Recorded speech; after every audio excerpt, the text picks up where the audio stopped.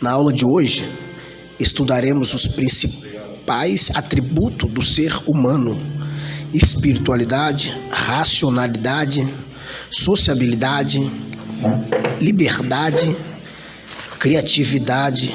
Veremos que o homem, apesar da queda, continua a executar a missão de Deus que lhe entregou no Éden. A desobediência humana não frustrou os planos divinos. Se Deus assim nos dotou, usemos cada um de nossos atributos para glorificá-lo no aperfeiçoamento deste, leiamos a Bíblia, oremos, vigiamos noite e dia, evangelizemos, exercemos o amor cristão. Em suma, potência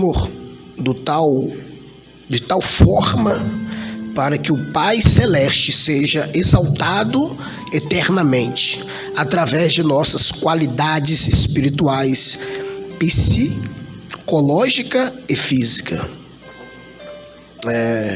Irmãos, quero só falar um pouco aqui dessa introdução.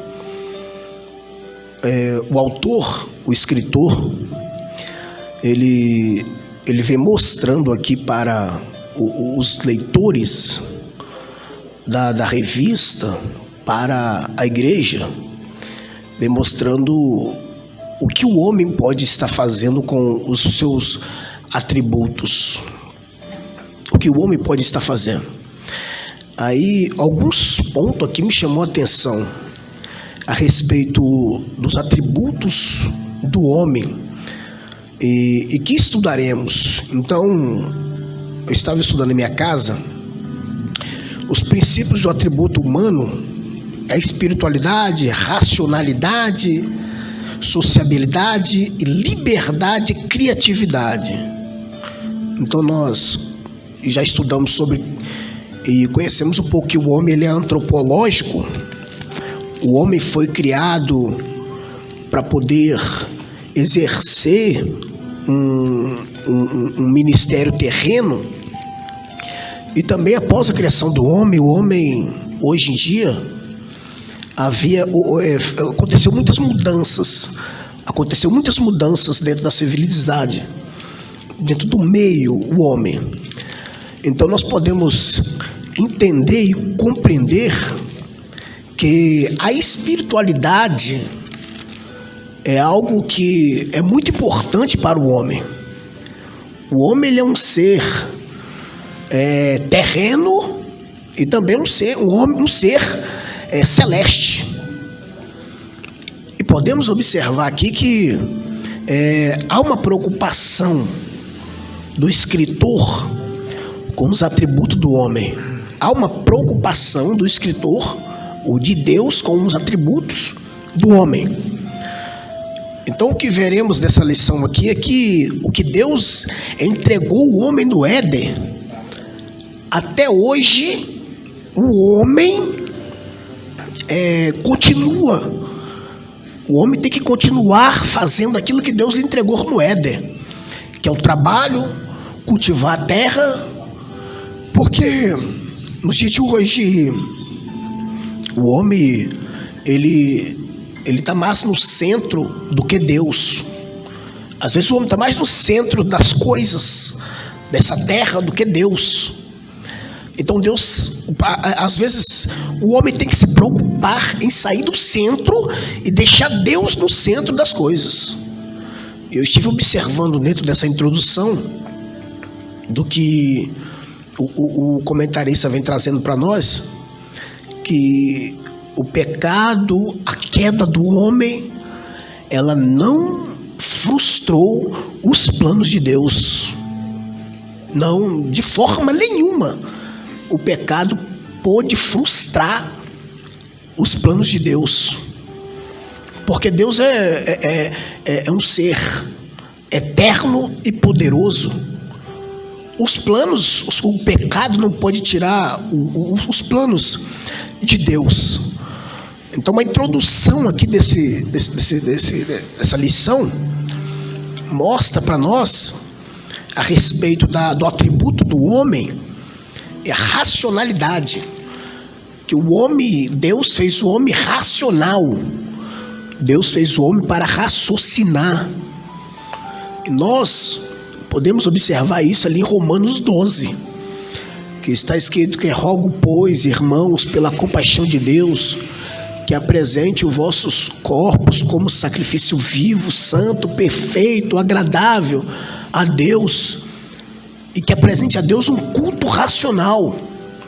Então os nossos cultos não podem ser mecânicos, porque tem muitos cultos nos dias de hoje que são mecânicos, é muito mecanismo, é cultos mecânicos demais, porque às vezes você chega num culto e já sabe o que vai acontecer. Os cultos não podem ser assim. Os cultos tem que haver novidade, tem que haver novidade no meio do povo de Deus.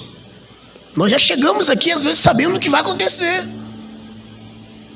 mas o comentarista vem trazendo para nós que isso aqui é um atributo do homem, racionalidade.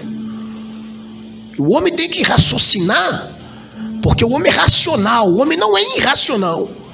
O irracional ele vive fora da sociedade, mas o racional não. O racional ele foi formado por Deus.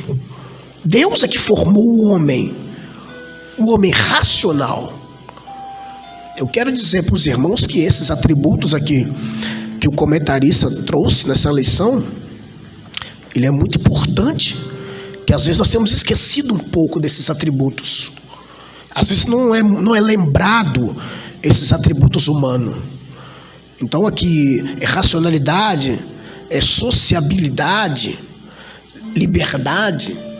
A sociabilidade, o homem, como ele é antropológico, Deus criou o homem para poder viver no meio da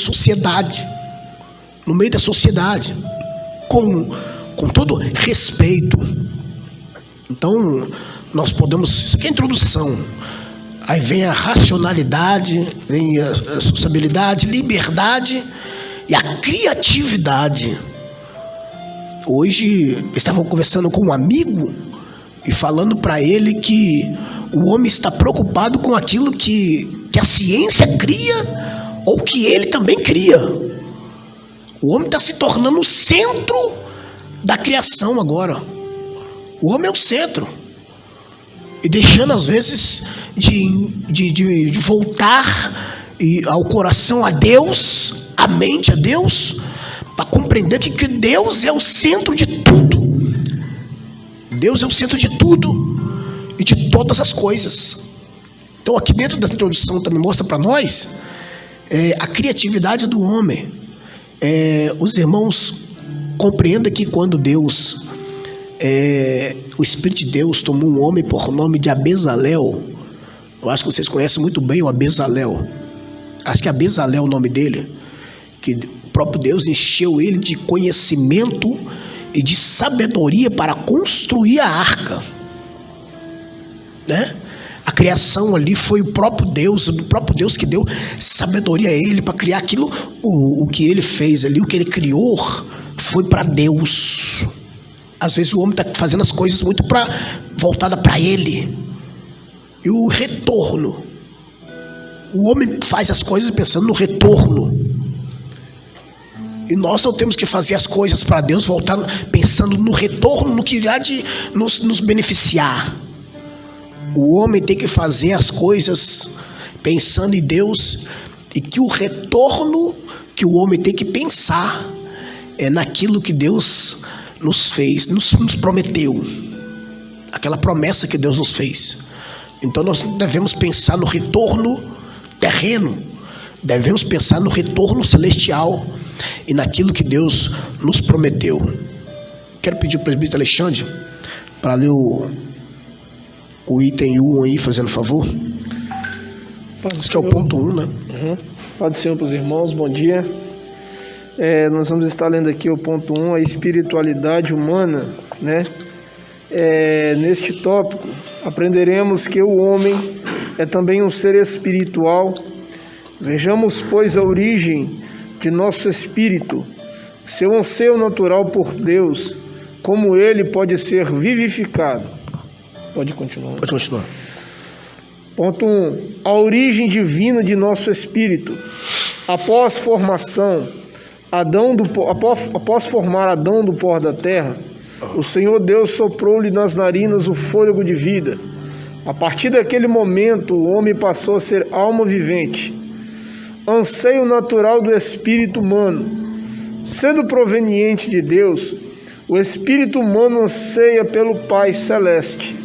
Conforme Paulo muito bem acentuou aos atenienses, já o salmista confessou que a sua alma suspira por Deus. Infelizmente, são poucos os que, devido a uma vida ímpia e blasfema, sufocam o seu anseio pelo Criador. A reivindicação do espírito humano, através da sua morte redentora, Jesus Cristo vivifica o homem, que faz morto espiritualmente. Só Ele é a ressurreição e a vida. Lindo. O pastor Alexandre leu aqui, vem trazendo aí na sua leitura as referências a respeito da criação de Deus. Então, a origem humana,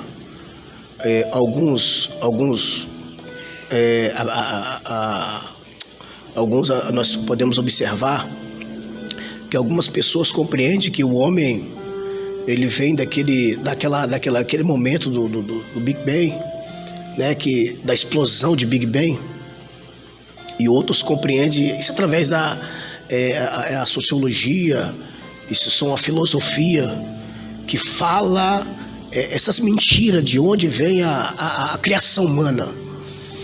Mas Charles Darwin diz que veio do macaco. Mas nós que somos leitores da Bíblia e andamos por meio da fé, como diz Paulo, 1 Coríntios capítulo 5, 2 Coríntios capítulo 5, versículo 7, que andamos por fé e não por vista, compreendemos que Deus formou o homem. Gênesis 2,7 diz que Deus formou ou criou o homem do pó da terra. E isso é um ato que Deus fez para confundir a ciência. E Deus o vivificou. Quando Deus criou o homem, Deus soprou nas narinas do homem o fôlego de vida e deu vida ao homem. Então o homem passou a ser um ser vivente porque Deus o deu a vida.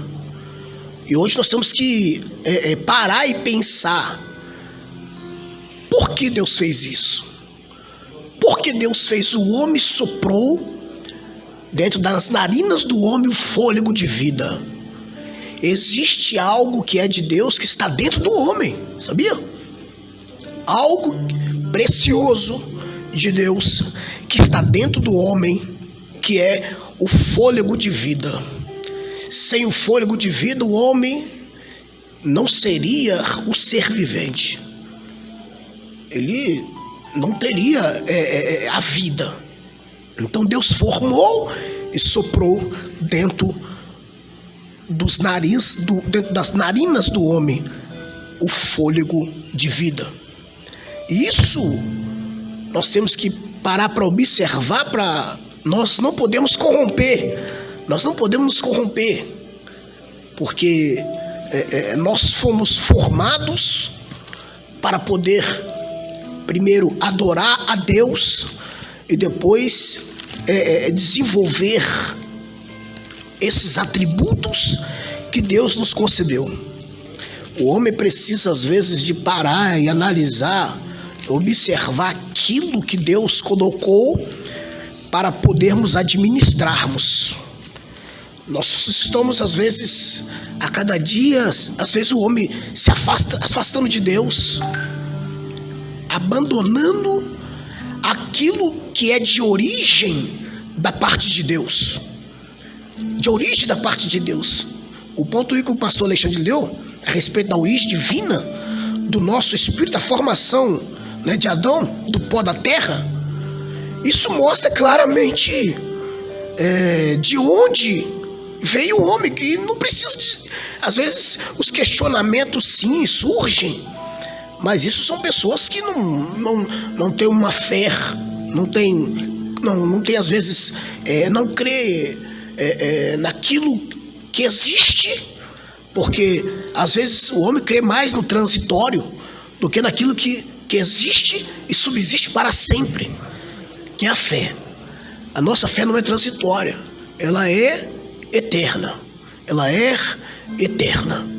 Então aqui dentro do tópico 2 que ele leu, o anseio natural do espírito humano, nós podemos ver que isso mostra realmente um atributo de Deus dentro desse tópico de número 2, que Deus é criador de todas as coisas.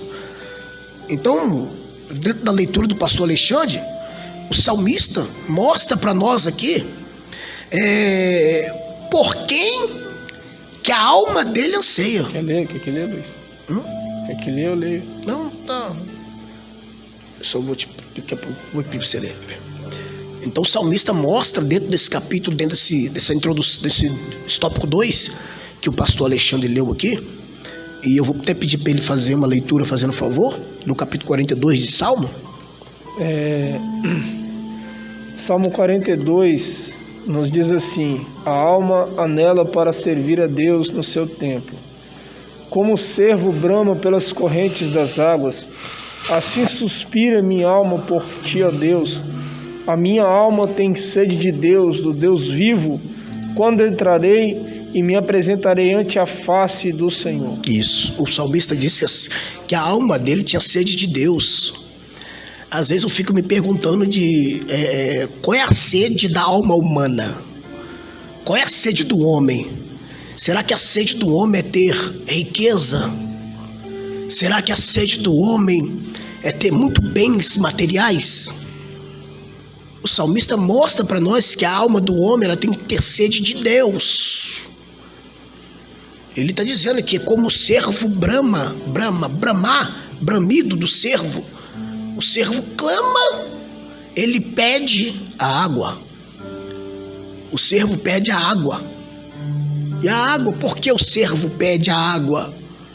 Porque, segundo a história, diz que de acordo com o cervo entra na água, a água lhe purifica.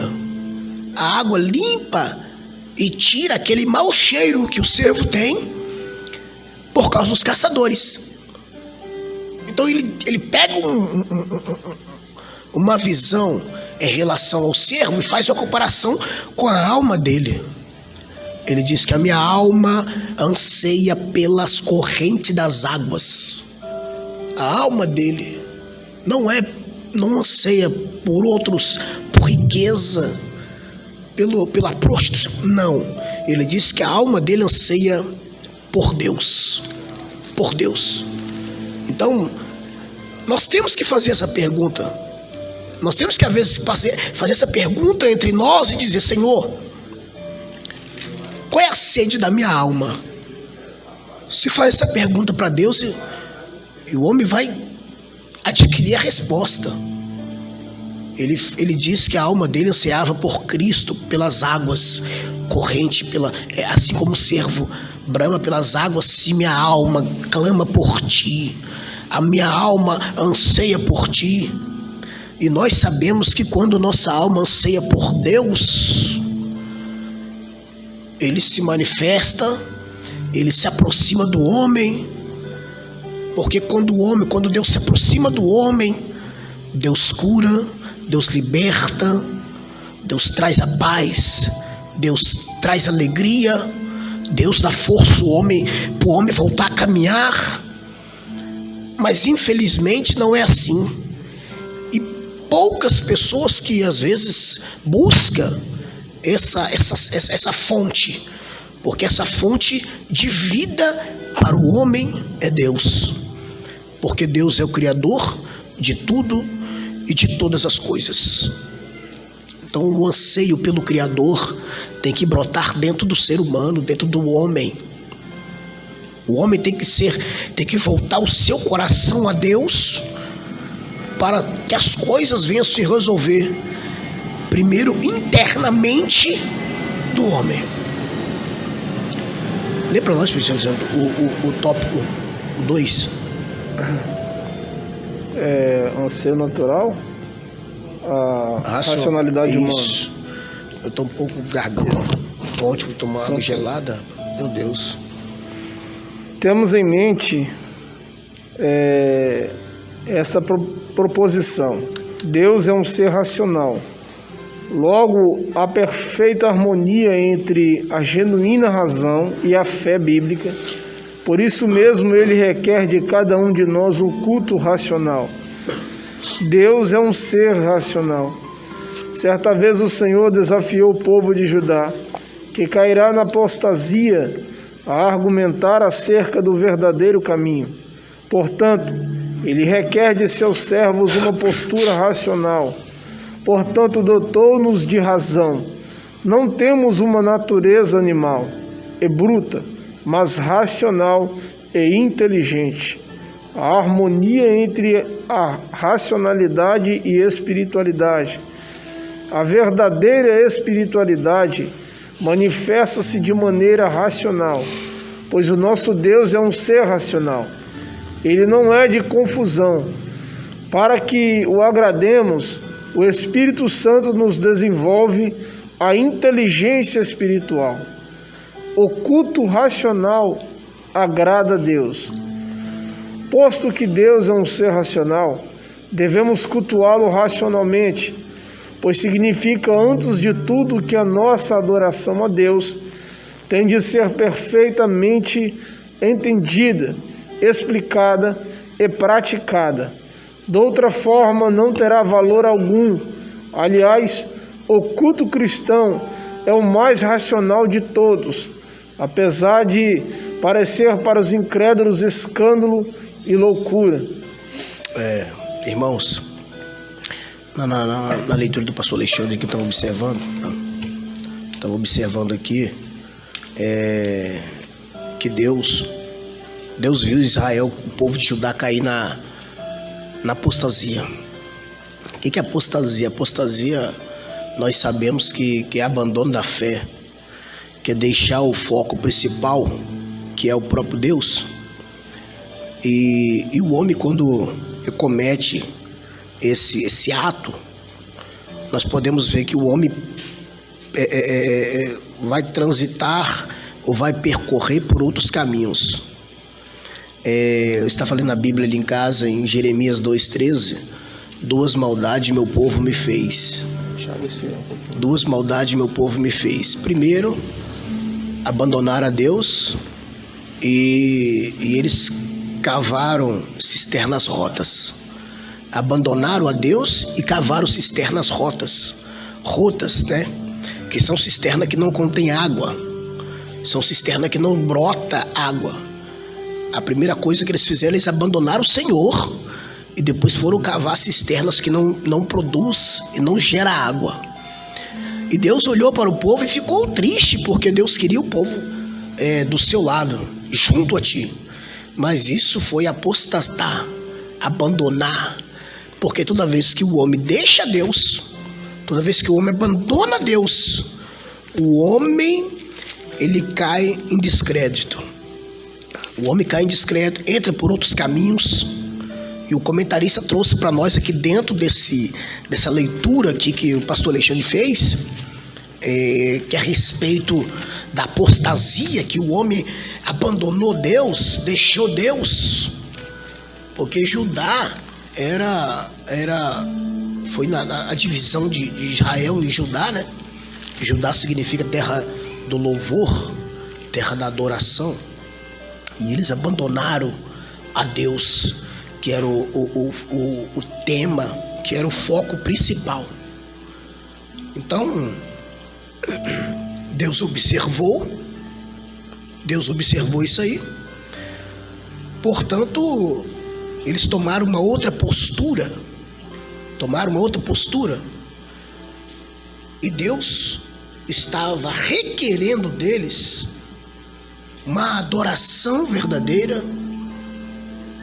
Você vai observar Isaías 43, vai ver que ali Deus mostra para Israel, para o seu povo, de que existe um só Deus, existe um só Senhor. E ele fala bem assim: e fora de mim não há outro Senhor. Fora de mim não há outro Deus. Fora de mim não há outro Criador. Aí o homem vai se apostatar, vai deixar a apostasia entrar no seu coração e vai se tornar, às vezes, um homem brutal. Mas Deus não quer o homem brutal. Deus não quer o homem bruto. Deus quer o homem racional, que raciocina e que tem uma inteligência, para Deus trabalhar em cima disso, né? Deus trabalhar em cima disso. Então, o que Deus requer dos teus servos é uma postura, e essa postura é uma postura racional. O homem precisa de raciocinar e entender de que só Deus é o Criador e o provedor de todas as coisas. A harmonia entre racionalidade, né, e espiritualidade, o pastor Alexandre fez a leitura. No verdadeiro, né, espiritualidade manifesta-se a maneira racional, pois o nosso Deus é um ser racional, ele não é de confusão. Aí eu fui buscar essa palavra aqui dentro, fui fazer uma leitura ali dessa palavra em casa, dizendo que realmente Deus não é de confusão, mas o homem ele procura esse meio de confusão. Mas Deus quer afastar o homem desse negócio chamado confusão, porque Deus não é de confundir, Deus não é de confundir ninguém. E o comentarista trouxe para nós aqui que Deus procura realmente, Deus tem procurado os verdadeiros que fazem coisas a Ele com raciocínio. Às vezes o nosso intelecto, às vezes é um pouco, às vezes é bloqueado pelas coisas do dia a dia. E o homem não consegue raciocinar que pela manhã ele tem que buscar e pensar em Deus e buscar a tua presença.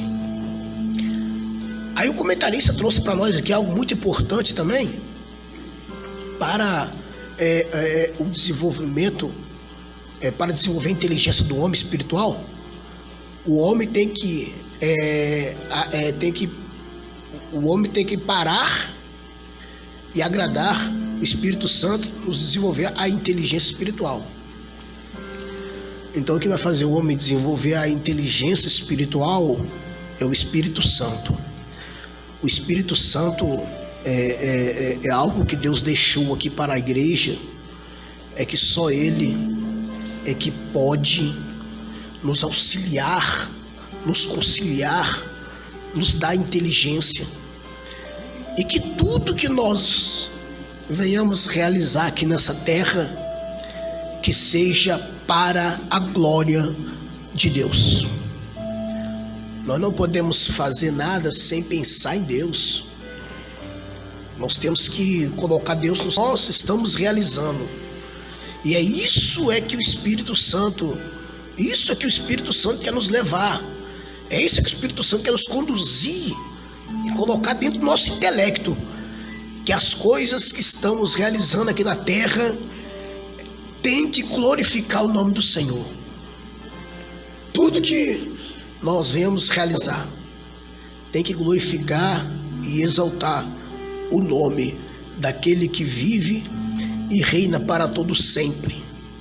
Então, isso não tem valor. Isso não tem valor.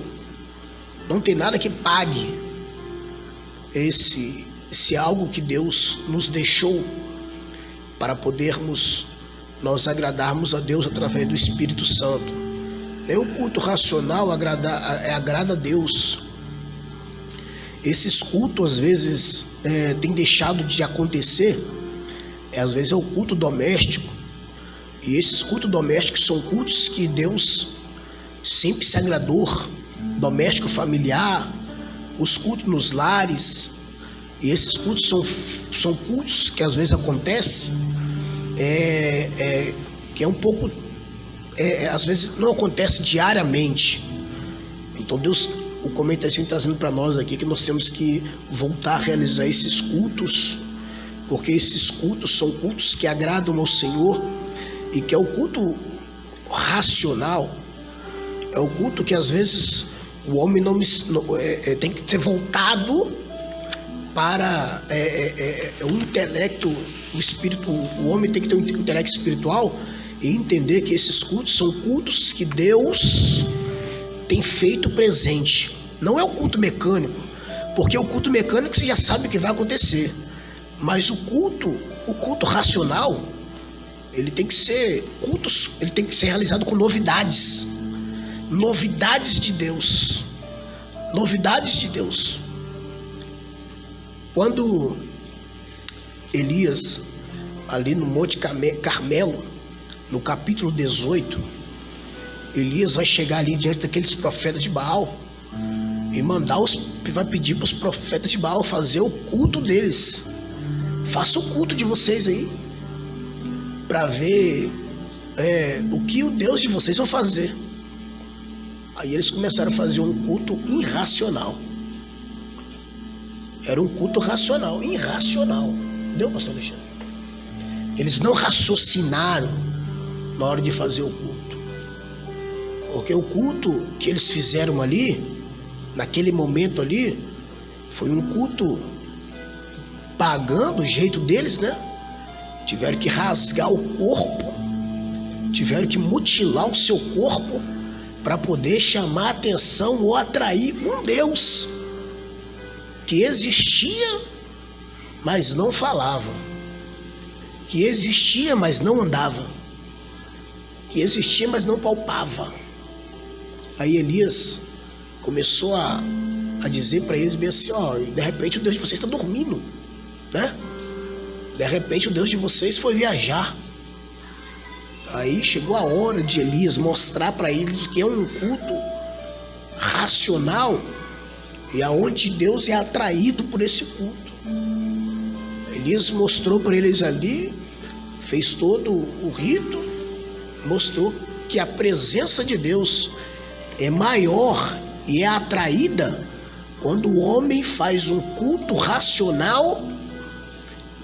Porque se o homem realiza um culto sem um raciocínio, Deus não se manifesta. Então a gente pode afirmar que há pessoas que praticam esse tipo de culto irracional, né? Sim. Da mesma forma, entram dentro da casa de Deus, não reverenciam, né? Aí, não guardam seus pés dentro da casa de Deus. Boa. Né? Isso aí. Então acaba acontecendo como foi esses 400 profetas de Baal aí que, né, estavam fazendo um culto que a gente já sabia que não ia dar em nada, né? Nada. Biblicamente.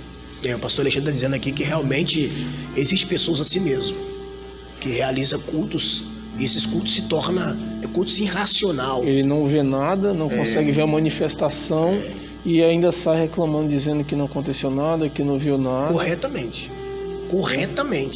Então, assim, esse tipo de culto que às vezes nós estamos vendo aí é um culto sem raciocínio, um culto sem organização. E a presença de Deus, ela não vem, não se manifesta. Porque esses cultos não têm raciocínio, não têm intelecto. Mas Elias mostrou ali que o culto que ele fez ali, ele mostrou para nós que Deus, ele manifestou. E quando tem um culto com raciocínio, tem milagre, tem cura, tem presença do Espírito Santo, o povo se alegra, o povo glorifica a Deus. Então, sem o raciocínio, Deus ele fica de longe, só observando o homem. Só observando o homem fazendo coisas que não agradam aos olhos do Senhor.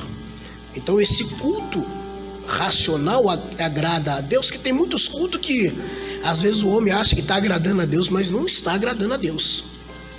Às vezes muitos cultos que são realizados, principalmente você quer organizar alguma coisa e outro vai ficar bicudo, vai ficar com cara feia. Aí você fala bem assim, mas é por causa daquele ali, será que se Deus... Você sabia que por causa de um, Deus não opera? Prova na Bíblia que eu estou falando para os irmãos aqui. Lembra de Acã? Por causa de um, Deus não permitiu. Lembra da irmã de Moisés, Miriam? Por causa de um, Deus não permitiu o povo se alegrar e caminhar. Sim. Então, a igreja, aí, porque tem certa situação que atrapalha, sabe? Que atrapalha a manifestação do Espírito de Deus. Então, esses que atrapalham tem que ser arrancado, tirado do meio do povo que quer alguma coisa com Deus. Esse é o culto com o intelecto, culto com raciocínio, que nós temos que fazer para atrair o Espírito Santo de Deus para o nosso meio. Pode falar, pastor Alexandre. Ler 3 versículos como prova disso? Pode ler. Diante do que o irmão Luiz está falando aqui, eu quero ler 3 versículos, né, que ajuda, né, e vai ajudar a igreja cada dia mais e mais quando a gente presta um culto racional a Deus. Atos dos Apóstolos capítulo 2 diz assim, ó: e perseveraram na doutrina dos apóstolos e na comunhão e no partir do pão e nas orações. E em cada alma, né, não está no singular, né, está né, tá na questão, em cada alma, né, todos aqueles, em cada alma havia temor, e muitas maravilhas e sinais se faziam pelos apóstolos. Todos os que criam estavam juntos e tinham tudo em comum, né? Todos unidos em um só propósito. Eu acho que da mesma forma que a igreja primitiva cresceu dessa forma, a igreja do século 21, ela precisa de voltar a esses cultos racionais de forma, né, de reverência, né, de pensar em um só propósito, né, porque Jesus ele está voltando e muitas das vezes a gente está preocupado com o que está acontecendo e a gente está se esquecendo das origens, né, de se apresentar a Deus de forma racional, de buscar mais a Deus, de parar de olhar para o lado, para a direita, para a esquerda. E enquanto nós vivermos assim, nós não vamos ver as manifestações de Deus. Todos aqui estavam juntos em seu propósito e o resultado a gente viu na frente. Quantas almas foram alcançadas? Porque a igreja, aqui é a igreja que nasceu depois do batismo do Espírito Santo. Essa igreja que ganhou muitas almas para o Senhor. E nasceu no fogo, os irmãos estavam perseverando, os irmãos estavam vendo a necessidade de cada um, eles estavam suprindo a necessidade dos outros. Isso. Então, assim, a igreja que não tinha as lutas, as perseguições que a gente viu ao longo dos apóstolos sendo perseguidos, mas eles estavam unidos em propósito. Qual o propósito? Crescimento do reino de Deus. Eles estavam colocando as suas necessidades, as suas vontades de lado para botar o próximo e colocando a vontade de Deus acima da deles, né? E quando a gente coloca a vontade de Deus acima da nossa, quando a gente renuncia às nossas vontades, Deus ele trabalha no nosso meio, Deus ele se manifesta e algo diferente acontece. Irmãos, eu tenho uma revelação de Deus para nós aqui. Aleluia. Esses cultos irracional, eles dão 3 grupos de pessoas. Primeiro, os incrédulos. Segundo, aqueles que gerem escândalo. Terceiro, os loucos. Quando não tem raciocínio é assim. Lembra que quando, só para fechar esse ponto aqui, apóstolo Paulo escreve para a igreja de Corinto, na hora da ceia, os irmãos percebem ali, na hora que apóstolo Paulo vem ensinando a respeito do capítulo 11 ali, os irmãos percebem que dentro daquele local que eles estavam realizando a ceia do capítulo 11 de 1 Coríntios, o apóstolo Paulo mostra para nós ali primeiro grupo, o grupo que gerou, que era incrédulo. O segundo, aqueles que geravam escândalo, que ali tem, você pode ver que um ficava com a mulher do pai, do irmão, e era uma bagunça toda. E o terceiro eram os loucos. Era 3 grupos de pessoas que estavam ali, a qual que não tinha raciocínio para poder efetuar ou apresentar a Deus um culto racional, Então eles estavam cometendo ali escândalo, tinha louco e tinha um incrédulo ali dentro daquela casa. Por isso que havia muitos doentes, né? Vou falar agora. É isso aí. Por isso que havia muitos doentes, né? Fracos e até que dormem. Pessoas ali que não apresentou a Deus. É por isso que às vezes nós olhamos para um canto, você vê alguém dormindo, você vê alguém que já não quer mais glorificar. São os que dormem, os fracos e aqueles que não vêm porque está doente. Ou os que vêm que estão doentes, enfermo espiritual. Então, quando não há esse culto de organização, isso acontece dentro das igrejas atuais. Porque você vai encontrar muitas pessoas, você vai encontrar esse tipo de pessoas nesse século XXI, por causa dessa pandemia, você vai ver que muitas pessoas estão enfermas espirituais. Estão enfermas. E não conseguem mais adorar a Deus, não tem mais aquela alegria de estar na casa de Deus. Porque esse período gerou isso para a vida da pessoa. Então, bem colocado aqui pelo nosso pastor Alexandre, no quesito de... É por isso que surge esse tipo de pessoas dentro da casa de Deus, por não fazer um culto com intelecto, com raciocínio. E o comentarista vem trazendo isso para nós podermos compreender e entender um pouco mais do que Deus está querendo para com o seu povo. O próximo aqui é o 3, né? É a sociedade humana. Lê para nós, fazer um favor, pastor. A garganta já está... A sociabilidade humana. Isso. Deus nos criou sociáveis à solidão e contrária à nossa natureza. Por isso Deus instituiu a família e só depois o Estado. A solidão é nociva ao ser humano. No período da criação, a única coisa que Deus afirmou não ser boa foi a solidão. Por esse motivo Deus fez a mulher, para que o homem tivesse uma companhia idônea e sábia. Somente os que se insurgem contra a verdadeira sabedoria, buscam viver isolada e sociabilidade, solitariamente. A família é a origem da sociedade humana. A família é mais importante que a sociedade, é mais imprescindível que o Estado, pois ambos dependem do lar doméstico. Salomão, um dos maiores estadistas de todos os tempos, escreveu, pois, 2 Salmos, 127 ou 128, exaltando o papel fundamental da família na sociedade e no Estado. A Igreja de Cristo, a sociedade perfeita. No Novo Testamento, a Igreja de Cristo é apresentada como a sociedade perfeita, porque nela todos formamos um único corpo.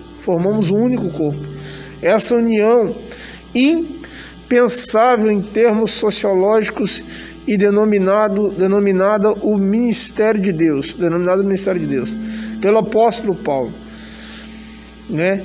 É isso aí, Luiz. Obrigado. Irmãos, Provérbios capítulo 18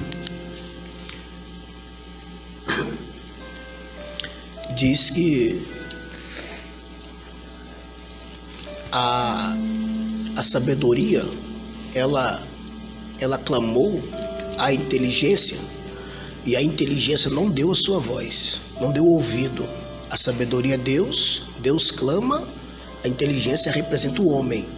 Então a sabedoria clamou e a inteligência não deu a sua voz. Isso representa o quê? Representa que a sabedoria está sempre clamando, está sempre querendo ensinar, mas a inteligência ela não quer dar a sua atenção devida para a sabedoria. O pastor Alexandre trouxe aqui algo interessante dentro da sua leitura, né, sobre o tópico de número 3. Aí fala que o que Deus não criou foi a solidão. É isso que Deus criou. Deus criou a solidão, mas é algo que Ele não quer que o homem permaneça na solidão. Aí o texto vem mostrando para nós que a criação única que Deus formou, né, foi o homem, coisa boa, que a coisa que Deus formou e não é boa é a solidão. Aí ele falou sobre a família. A família, nós sabemos que foi formada por Deus, constituída por Deus, e está inserida dentro da Constituição, no artigo 5º da Constituição, no artigo 226 da Constituição, diz que família é constituída por homem e mulher e a sua prole. Esse é um marcos que nós não podemos remover. Mas muitos já removeram, né, esse marco, dizendo agora que família é 2 homens e 3 homens, e assim vai. É a ciência que diz isso aí. Mas a Bíblia diz que família é homem, mulher e a sua prole. Então nós podemos observar o seguinte, de que nós não podemos perder esse princípio. Nós não podemos perder esse princípio. Aquilo que Deus colocou para nós administrar, nós temos que honrar, e aquilo que Deus colocou nas nossas mãos temos que honrar. É o que? É a nossa família. O homem, às vezes, na sua solidão, porque a solidão, ela é um princípio para levar o homem à morte. A solidão, ela é o início para levar o homem à morte. Está escrito lá no capítulo de número 4, acho que é o capítulo 17 do primeiro livro dos Reis, diz que quando Elias vai na casa de uma mulher de Sarepta, a mulher de Sarepta estava numa solidão grande ali, sozinha, que ela falou bem assim, não, o profeta Elias chega na casa dela para poder se alimentar, e ela fala bem assim, ó, tua serva só tem uma botija de azeite, um punhado de farinha, uma panela no fogão, que é o lume, e o que tem aqui, eu vou fazer para ele, meu filho, comer e morrer. E depois nós vamos esperar a morte.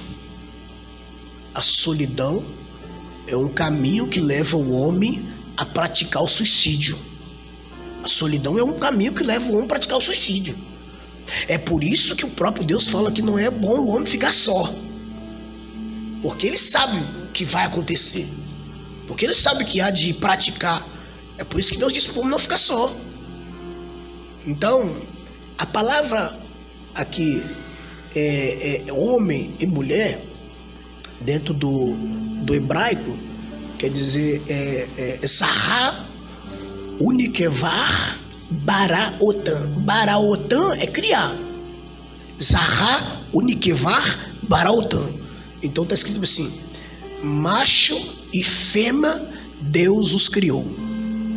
Então Deus criou homem e mulher, para que esses dois viessem a ter uma união e se tornar uma só carne. Deus criou a solidão, mas a solidão não é boa. A solidão leva o homem ao suicídio.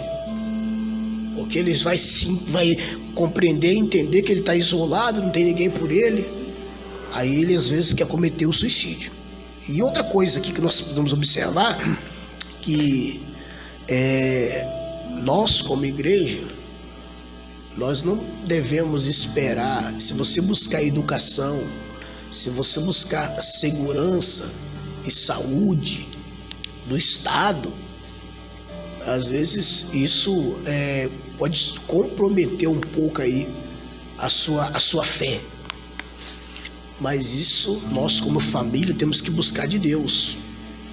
Aí você observa aqui que a família é mais importante que a sociedade.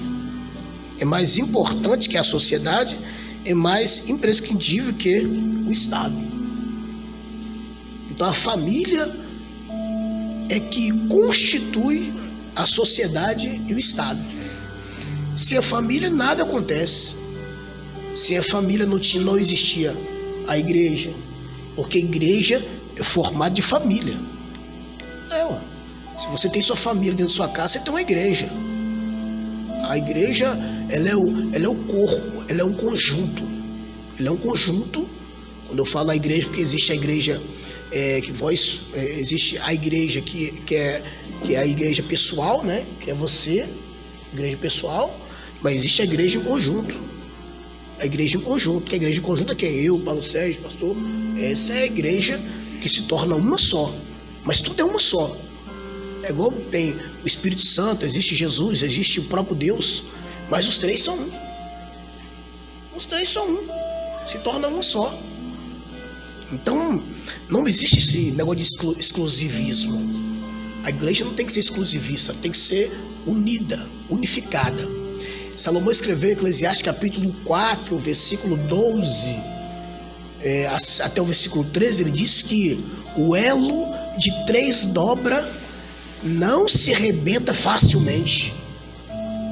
Então a igreja tem que ser elo, tem que ser unificada, tem que ser elo, tem que estar junto, tem que estar abraçada, porque essa é o que Deus, isso é o que Deus tem feito para o desenvolvimento do seu povo. Então aqui Salomão vem falando aqui também, pois ambos dependem do lar doméstico. Salomão, um dos maiores estadistas de todos os tempos, escreveu 2 salmos, 127 e 128, exaltando o papel fundamental da família na sociedade e no Estado. Salomão falou sobre isso, Salmo 127, Salmo 128, que ele vai escrever, 127, ele vai escrever e mostrar para nós o papel da família na sociedade e no Estado. Nós não devemos, nós temos que entender que a nossa vida ela gira, a nossa vida ela gira em torno do próprio Deus. Nossa vida ela gira em torno do próprio Deus. Se nós depender de educação, de saúde desse estado aí, vai ser um pouco meio complicado. Mas eu acho que a maior educação, irmão, a maior educação, saúde e segurança, ela está embasada na palavra de Deus. Sem a palavra de Deus nós não somos nada. Sem a palavra de Deus nós vamos se corromper pelaquilo que Ele nos oferece. Mas nós temos, graças a Deus, essa visão do Espírito que nos mostra o caminho verdadeiro, e o caminho verdadeiro é Cristo. Então a igreja de Cristo é a sociedade perfeita. O pastor Alexandre leu também esse item 3 aqui, a respeito de todas formas, o único corpo, né? Que a igreja de Cristo tem que ser o único corpo.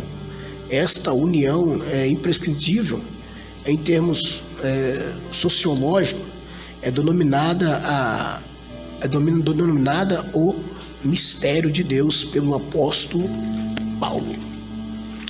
Então ele mostra para nós aqui que realmente Deus investiu. O investimento de Deus na família foi muito grande. O investimento de Deus no homem foi muito extenso. Então nós vemos que Satanás tem às vezes feito plágio, né? Satanás às vezes tenta fazer plágio. Satanás às vezes tenta destruir, corromper, deixar o homem solitário, destruir as famílias. Mas graças a Deus que nós temos aí o coração voltado para aquilo que estamos almejando, porque nós, como família, devemos almejar o céu e aquilo que Deus nos prometeu através dos profetas. Você pode ler também o próximo? Qual? Assim. A liberdade humana.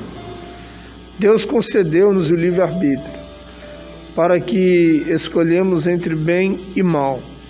Se por um lado temos a liberdade de agir por outro, não podemos esquecer-nos da soberania divina. O livre-arbítrio pode ser definido como capacidade humana de tomar livremente uma decisão. Tal atributo é observado em diversas passagens das Escrituras. O ato de decidir. Segundo a Bíblia, o ato de decidir entre bem e mal, entre Deus, todos, né? Deus e os ídolos, e entre aceitar Jesus e recusá-lo.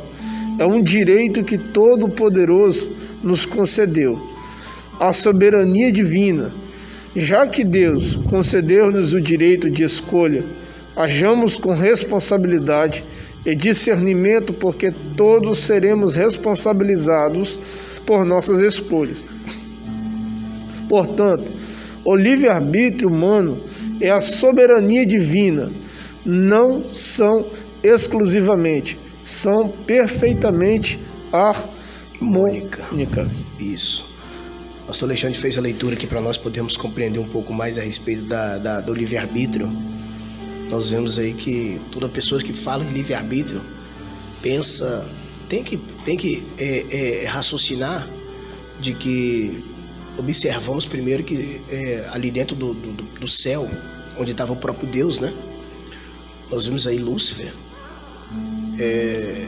pegando esse momento, e ele ali naquele período ali, Deus olhou para ele e deixou ele ver o que ele ia fazer. Você acha que Deus foi lá impedir? Não. Deus não impediu Satanás, Lúcifer, de se rebeliar. Deus não impediu ele, não. A única coisa que Deus fez, tirou ele lá de cima. Então ali nós podemos observar de que ele tinha o livre-arbítrio diante de Deus.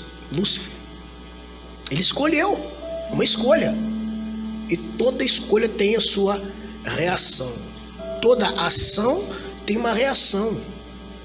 A ação dele não entristeceu, a ação dele, porque Deus fica triste? Não, Deus não fica triste. Deus não tem sentimento humano. O homem que fica triste, Deus não.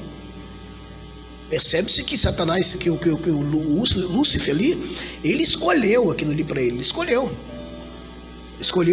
trair Deus e rebeliar e levar a terça parte dos anjos enganando, que o texto fala que no capítulo 12 de Apocalipse foi com a cauda, mas a cauda ali é traição, né? Que é a lábia, ele conseguiu arrastar a terça parte dos anjos e levou. E os anjos que foram com ele também, livre-arbítrio. Não, eu vou também embora. E todos foram. E percebe-se que de lá para cá, Deus deixou o homem escolher o que o homem quer viver. O homem hoje tem livre-arbítrio de escolher o que ele quer. Agora, você não pode chorar pelas consequências.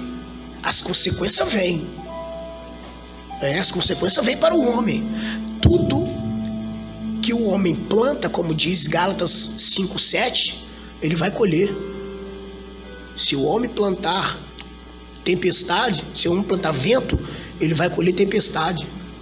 Se o homem plantar qualquer tipo de árvore, ele vai colher aquilo que ele plantou. Então nós podemos observar que esse livre-arbítrio ele vem trazendo do Éden até Apocalipse. Do Éden até Apocalipse. Uma certa rainha, o rei falou para ela, para poder se apresentar diante do povo, que das 127 províncias. E essa rainha, naquele dia, ela falou que não iria. Eu não vou. Você acha que o rei foi chorar? Você acha que o rei foi dormir indignado? Nada. O rei foi escolher quem gostaria de obedecer a ele. Lembra de Esther? A rainha Vasti. A Vasti não quis, não quero não, você tem livre-arbítrio, realmente. Mas você acha que o rei foi chorar, Paulo Sérgio? O rei, ele representa o próprio Deus, irmão. Você acha que ele vai chorar no canto? Você acha que ele vai ficar triste? Não. Ele foi e escolheu uma outra mulher para estar ali diante dele. E ele escolheu Esther. Então a figura desse rei Assuero é a figura do próprio Deus, mostrando para nós de que tem coisas que o homem tem que tomar decisão. Tem que decidir. Igual a questão de Lúcifer, né? Você pode ver que com a decisão dele de escolher se rebelar contra Deus, ele acabou influenciando outros anjos, né? Da mesma forma, quando nós temos uma escolha, muitas das vezes ao contrário, no trabalho, ou dentro da nossa família, dentro da igreja, a gente tem o poder muitas das vezes de influenciar algumas pessoas, né? E isso muitas das vezes pode ser uma má decisão, né? Porque se a nossa rebelião, se o nosso posicionamento for um mau posicionamento, né? Pode ter grandes consequências, né? E nós vamos sofrer depois, né? Porque nós estamos, por exemplo, nós estamos num país democrático, onde nós temos o direito de escolha, né? Não tanto assim, porque alguns lutam para acabar com isso. Destruir, né? Isso, a gente tem que ter muito cuidado, porque essa liberdade de expressão, muitas das vezes, a gente consegue influenciar algumas pessoas. Com certeza. Principalmente por, muitas das vezes, a falta de conhecimento, né? A Bíblia não fala que, lá em Joel, se eu não falo em memória, por a falta de conhecimento o povo é destruído. Osés, né? Isso. E o povo muitas das vezes não procura ter um conhecimento, entender, estudar, saber o que realmente está sendo falado, o que realmente está sendo proposto. Se os anjos ali, o que Lúcifer vai nos proporcionar, né? O que Lúcifer vai nos dar em troca de nós e seguir a ele, né? As pessoas não pensam nas consequências, as pessoas não pensam na hora de decidir. Ele está certo, pronto, acabou, né? E muitas das vezes isso tem umas consequências muito grandes. Grave, consequência grave. Dentro de família, já vi famílias sofrerem com isso. Plantar é opcional, né? Colher é obrigatório, né? É complicado, já deu tempo aqui. O que acontece? O pastor Alexandre falou nesse quesito aí, né? Há um exemplo na Bíblia Sagrada, ali em Lucas, não me foge da memória, Lucas,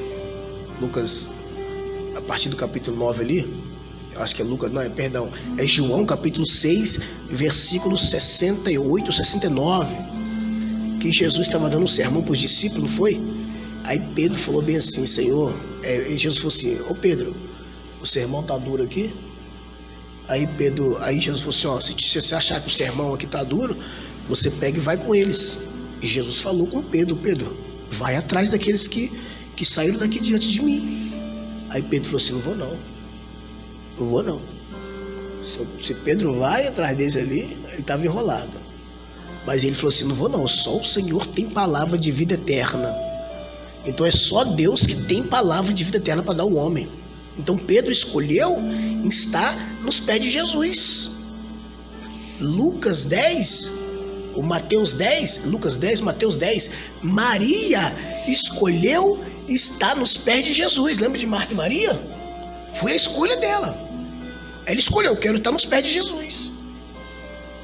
Lá no capítulo 12 de João, aquela mulher que entrou dentro da casa do fariseu ali, onde estava Jesus ensinando, ela escolheu entrar e quebrar o vaso de alabastro sobre Jesus e chorar nos pés de Jesus. Ela que escolheu. Então, cada escolha que o homem tem é que vai refletir na frente a sua escolha. Lá no capítulo 5 de Marcos, a mulher escolheu caminhar pela multidão e tocar na sola de Jesus. Então, cada um faz as suas escolhas. Então, se o homem hoje ele tem duas coisas a percorrer, só para nós, vou deixar o Alexandre te dar uma palavra também.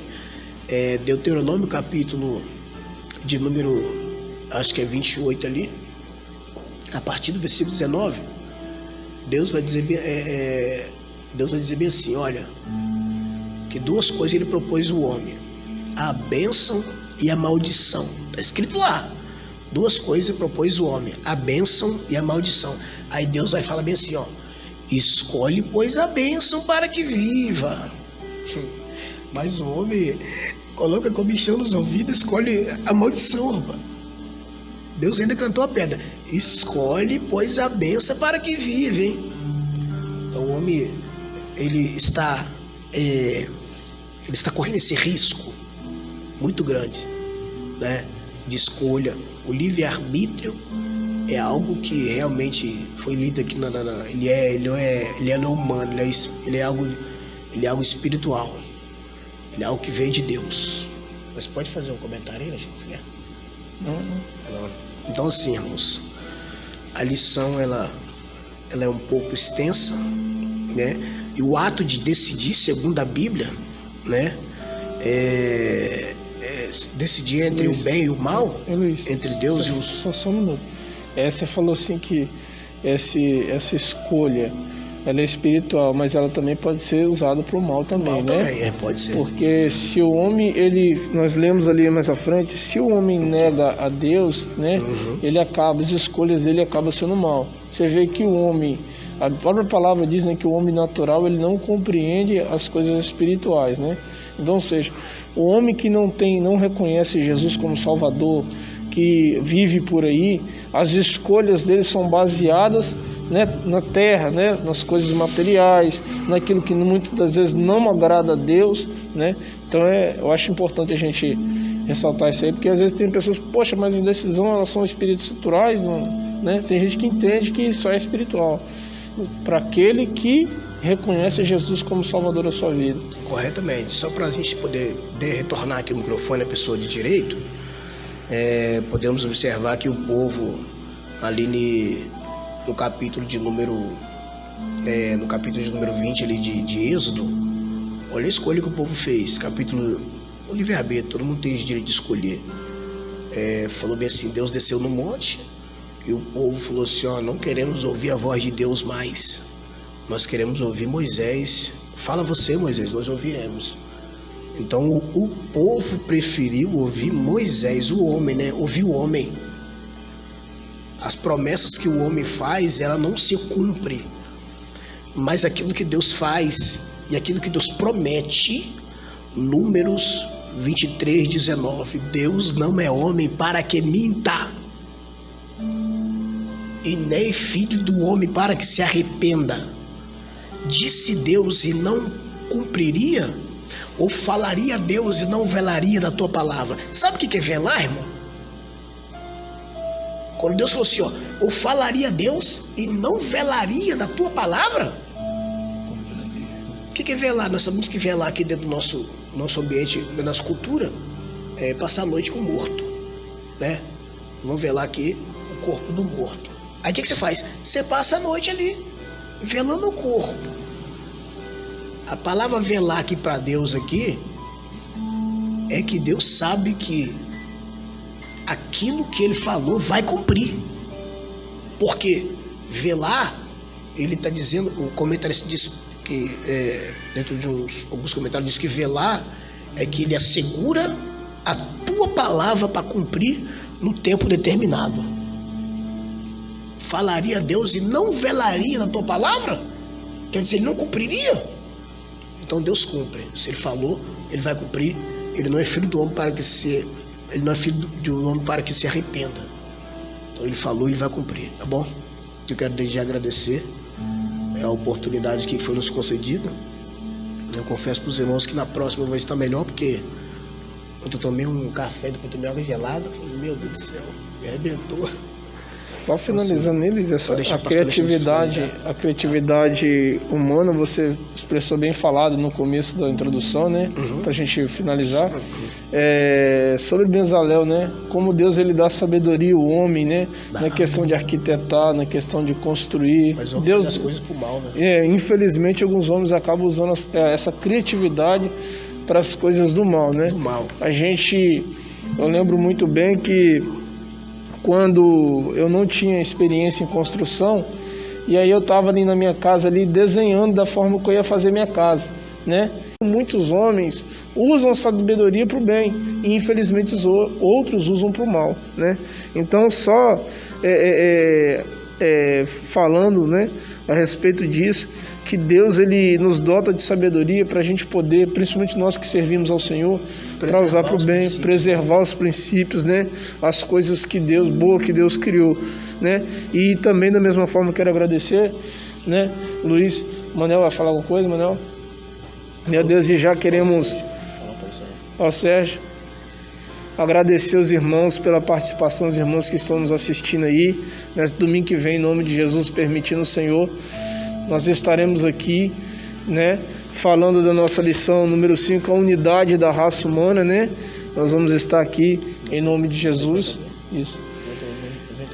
Nós vamos estar aqui comentando sobre essa lição em nome de Jesus e deixando um aviso para os irmãos que hoje à noite é a nossa Santa Ceia. Os irmãos que estão nos assistindo, que têm condições de avisar alguém que não pôde estar aqui durante a semana, avise. Hoje é nossa Santa Ceia, o último domingo do mês de julho, né, em nome de Jesus. E nós vamos estar aqui num grande culto, onde nós estaremos celebrando o sacrifício de Jesus por nós, né? E Deus abençoe os irmãos. Um ótimo final de dia, abençoado com a graça do nosso Senhor Jesus. Nós vamos estar orando neste momento, agradecendo a Deus por este período, e vamos estar aqui logo mais à noite em nome de Jesus.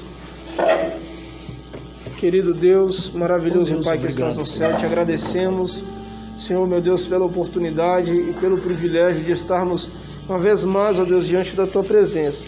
Somos gratos a Ti, Jesus, pela vida dos irmãos que estão nos acompanhando através das redes sociais, que entenderam a palavra que aqui foi ministrada, Senhor. Nós cremos, meu Deus, em nome de Jesus, que alguém ouviu a Tua palavra.